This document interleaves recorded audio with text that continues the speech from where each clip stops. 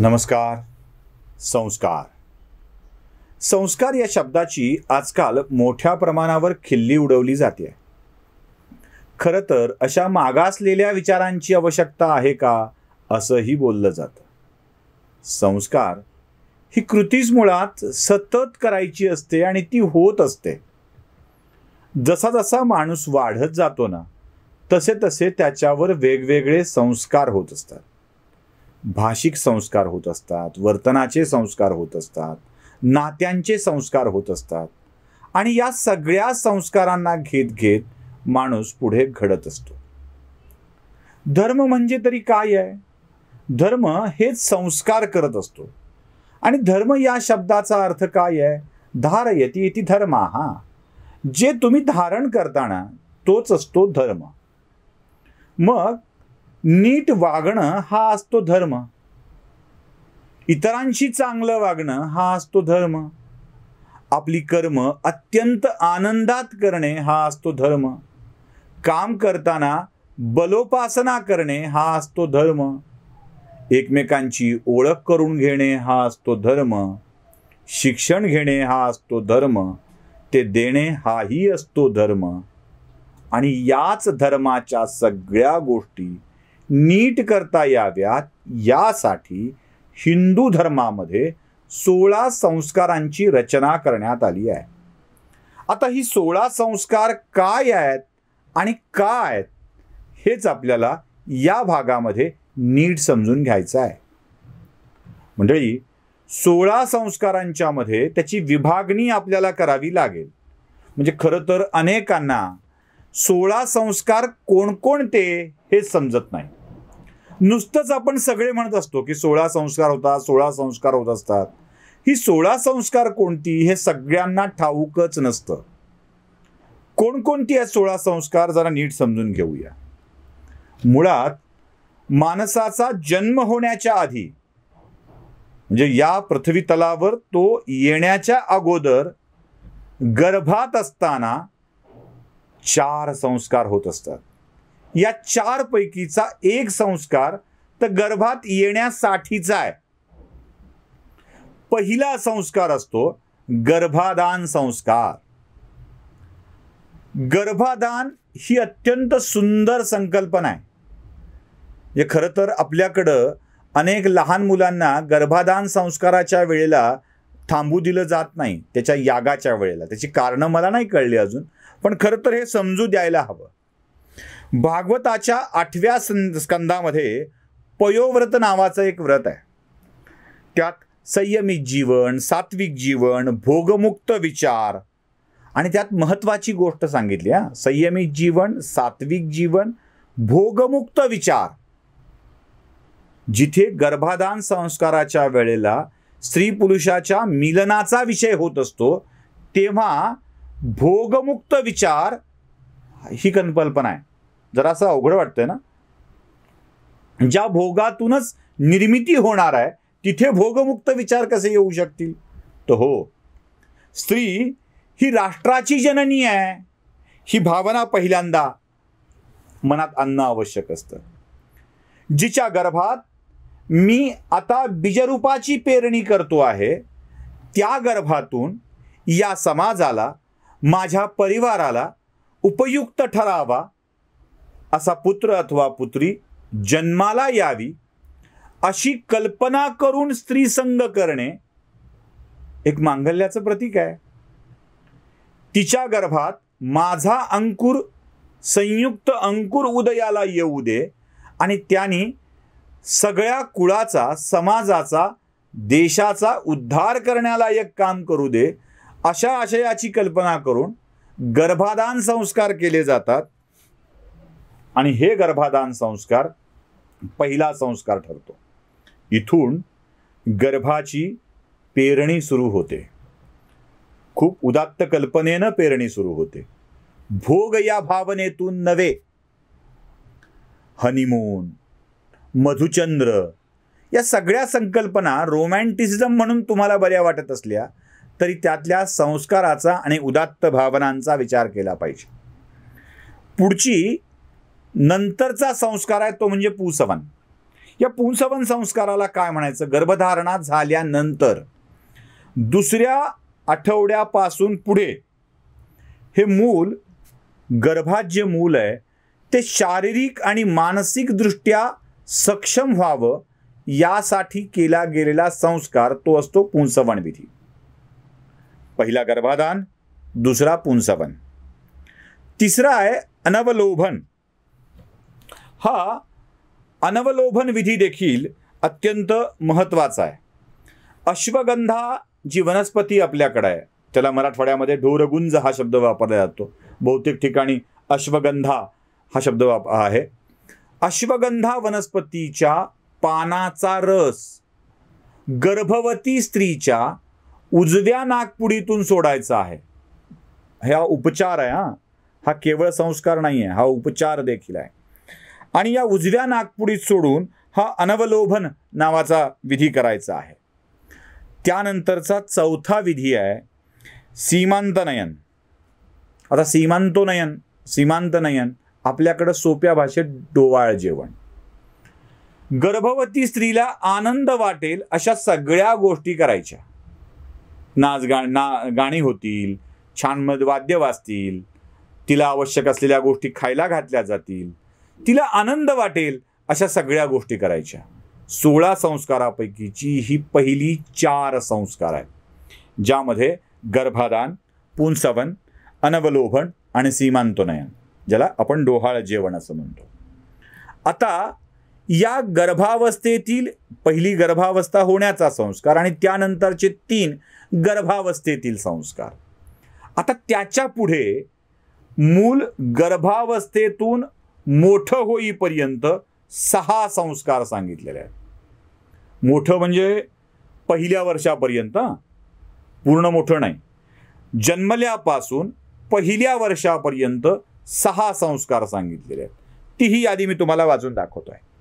पहिला आहे जातकर्म. जातकर्म म्हणजे मूल जन्माला आल्याची बातमी कळल्याबरोबर मुलाच्या पित्यानी, कुटुंबियांनी वस्त्रासह सचेल स्नान करावं आणि त्यानंतर बाळाची नाळ तोडावी, ज्याला जातकर्म संस्कार असं म्हटलंय. सचेल स्नानानंतरच नाळ तोडावी, नाळ तोडण्याच्या आधी सचेल स्नान करावं. शब्द कोणताही असो तसंच आहे. त्यानंतरचा दुसरा विधी आहे 12 ते 12 दिवसानंतरचा नामकरण, ज्याला आपण बारसे म्हणतो. मूल जन्माला आल्याच्या 10 दिवसापासून 13-14 दिवसापर्यंत नामकरण म्हणजे बारसे विधी करण्यात येतो. त्याच्या पुढचा विधी आहे सूर्यावलोकन. आता हे सूर्यावलोकन कसं आहे बघा. बाळंतीच्या खोलीमध्ये अंधार असतो, ती मागच्या बाजूला असते, बाळंतीला सगळी व्यवस्था करून ठेवलेली असते आणि मग त्या मुलाला पहिल्यांदा सूर्याचं दर्शन करायचं असतं. हे सूर्याचं दर्शन होतं. त्याला पहिल्यांदा सूर्यप्रकाशात आणलं जातं. त्याला पहिल्यांदा सूर्यप्रकाशाची ऊब दिली जाते. त्यानंतरचा विधी आहे निष्क्रमण. हा 4थ्या महिन्यामध्ये हा विधी केला जातो. आणि निष्क्रमण म्हणजे त्याला बाहेर काढणे. नुसतं सूर्यप्रकाश दाखवणे असं नाही, तर ऊन, वारा, सगळ्या गोष्टी त्याला या पृथ्वी तलावरच्या दाखवणे, त्याला खरं तर बाहेर आणणे, बाहेरच्या जगात आणणे. त्याला बाकीच्या लोकांची चेहरे दिसणे, त्याला बाकीच्या जगातल्या सगळ्या गोष्टी दिसणे, याला निष्क्रमण आपण असं म्हणतो. त्यानंतरचा पुढचा विधी आहे अन्नप्राशन. मूल थोडंसं मोठं झालेलं असतं आणि त्याला मग आता आईच्या फिडिंग सोबत, दुधासोबत बाहेरचं अन्न देखील खायला सुरुवात केली जाते. कुणी दूध देतं, कुणी काय देतं, वेगवेगळे पदार्थ आहेत, त्याला कुणी गुटी सुरू करतं. हे सगळे अन्नप्राशन विधी त्याचा सुरू केला जातो. आणि हा एक वेगळा 5वा लहान मूल असतानाचा संस्कार आहे. आणि त्यानंतरचा 6वा संस्कार आहे वर्धापन. त्याच्या जन्मापासून पुढे 1 सौर वर्ष पूर्ण झालं, 1 सौर वर्ष पूर्ण झालं की त्याचा वर्धापन संस्कार केला जातो, ज्याला आपण वाढदिवस म्हणतो, पहिला वाढदिवस. आता आजकाल वाढदिवस इंग्रजी तारखेप्रमाणे केले जातात, पण जन्मापासून सौर वर्ष 1 पूर्ण झालं की त्याचा पहिला वाढदिवस, वर्धापन साजरा करावा. ते वर्षाचं झालंय असं म्हणावं, असा हा पहिला संस्कार. सतत वाढदिवस साजरे करण्याचे संस्कार किंवा परंपरा त्या काळात नव्हती. पहिला वाढदिवस साजरा केला जात होता. म्हणजे हे 4 पहिले गर्भातले आणि त्या पुढचे 6, अशी 10 संस्कार मुलगा 1 वर्षाचा म्हणजे मूल 1 वर्षाचं होईपर्यंतचे आहेत. 16 संस्कारापैकीचे 10 संस्कार हे मूल 1 वर्षाचं होईपर्यंतचे आहेत. त्यापुढे आणखी काही संस्कार आहेत. त्यातला एक आहे तो म्हणजे चुडाकर्म संस्कार. आता यातला चुडाकर्म कोणी चौल देखील म्हणतो, शेंडी ठेवणे. दुसरा आहे अक्षरारंभ संस्कार आणि तिसरा आहे उपनयन संस्कार. आपल्याकडं 3ही संस्कार एकाच दिवशी म्हणजे उपनयन संस्काराच्या वेळी केले जातात. म्हणजे आपल्याकडं उपनयन म्हणजे शेंडी ठेवणे असं नाही आहे. उपनयनच्या आधी चुडाकर्म, ज्याला चौल देखील म्हटलं जातं, तो चौल एक वेगळा संस्कार आहे. अक्षरारंभ हा वेगळा संस्कार आहे. म्हणजे पित्याने त्याला अक्षर ओळख करून द्यायची आहे, ज्ञान साधनेसाठी सुरुवात करून द्यायची आहे. आणि मग व्रतबंध संस्कार, मौजीबंधन होतं. मग तो ब्रह्मचर्य व्रताचं पालन करायला लागतो वयाच्या 7व्या वर्षापासून. आणि मग त्याला गुरुग्रही किंवा विद्यार्जन करण्यासाठी पाठवायचं असतं. तिथून शाळा सुरू होते. मंडळी, वयाच्या 6व्या वर्षी पहिलीत प्रवेश मिळतो. तेही वय तेच आहे आणि उपनयन संस्काराचं वयही तेच आहे. त्याला चुडाकर्म केलं जातं, शेंडी ठेवली जाते, त्यानंतर अक्षरारंभ संस्कार केले जातात आणि मग त्याला पाठवलं जातं उपनयन संस्कार करून ब्रह्मचर्य व्रताची दीक्षा देऊन शिक्षण घेण्यासाठी. आता ब्रह्मचर्याची दीक्षा का? तर ब्रह्मचर्याची दीक्षा यासाठी की विद्यार्जन करताना चित्तवृत्ती स्थिर राहणं आवश्यक आहे. विद्यार्जनाला सुरुवात केल्याचा काळ ते विद्यार्जन पूर्ण होईपर्यंतचा काळ म्हणजे स्नातक आणि स्नातकोत्तर अभ्यास करणारे, पदवी आणि पदव्युत्तर, आताचे नवे शब्द, ग्रॅज्युएट अँड पोस्ट ग्रॅज्युएट, स्नातक आणि स्नातकोत्तर, या कालखंडामध्ये त्याची शारीरिक आणि मानसिक वाढ होत असते. चित्तवृत्ती अस्थिर होण्याचा धोका असतो. ब्रह्मचर्याचं पालन आणि आठवण त्यासाठीच असते की तू ब्रह्मचर्याचं पालन करायचं आहे आणि तू तुझं ज्ञान मिळवायचं आहे. मग उपनयन संस्कारानंतर ज्ञान मिळवायला सुरुवात होते. 1 वर्षानंतर पुढे तो उपवर होईपर्यंत म्हणजे ज्ञान मिळवेपर्यंत 3 संस्कार आहेत: चुडाकर्म, अक्षरारंभ आणि उपनयन. आता त्यापुढे आता उपनयन झालं एकदा की पहिला ज्ञान मिळवणं झालंय, आता गृहस्थी करायची वेळ आली आहे, तेव्हा समावर्तन नावाचा एक संस्कार होतो. समावर्तन म्हणजे सोडमुंज म्हणतात. ब्रह्मचर्य व्रतातून त्याला मुक्त करायचं आणि गृहस्थ जीवनासाठी तू योग्य झालास असं त्याला सांगायचं. आता बस, गृहस्थ जीवनासाठी तू योग्य झालेला आहेस, तू आता लग्न करून तुझं घर संसार चालू करू शकतोस, आता गृहस्थाश्रमात प्रवेश घेऊ शकतो, हे सांगण्याचा संस्कार म्हणजे समावर्तन, ज्याला आपण सोडमुंज म्हणतो. त्यानंतरचा पुढचा संस्कार स्वाभाविक आहे, विवाह संस्कार. लग्न होतं, विवाह हा संस्कार आहे. धर्मेच अर्थेच कामेच नातिचरामी असा शब्द वधू पित्याला द्यायचा आहे. तुझ्या घरातलं ऐश्वर्य, समृद्धी, काळजाचा तुकडा मी माझी अर्धांगिनी म्हणून स्वीकारतो आहे. धर्म, अर्थ आणि काम या क्षेत्रामध्ये तिच्या सल्ल्याशिवाय मी कोणतं काम करणार नाही. ती आता माझ्या कुळाचा उद्धार करणारी आहे असं वधूपित्याला सांगायचं. वधूपित्याकडून पाणीग्रहण करून घ्यायचं आणि मग आपल्या संसाराला सुरुवात करायची. हा असतो विवाह संस्कार. दोघांनी मिळून शपथ घेऊन अग्नी साक्षी होऊन अग्नीच्या भोवती 7 फेऱ्या मारून, सप्तपदी मारून 7 वचनं एकमेकांना द्यायची. आयुष्यभरासाठी जोडीदार व्हायचं आहे. पुन्हा यांचाही गर्भाधान संस्कार होणार आहे. तिथून पुन्हा हे चक्र सुरू होणार आहे. पण हे चक्र थांबतंय कुठे? तर ते अंत्येष्टी म्हणजे अंत्यसंस्काराच्या वेळी. ज्या पंचतत्वातून आलेला देह पुढे पंचतत्वात विलीन करणे, अग्नीच्या स्वाधीन करणे, याला म्हणायचं अंत्यसंस्कार. जिथून आलं तिथून बहाल करून टाकायचे. हे आमच्या हिंदू धर्मातील 16 संस्कार आहेत.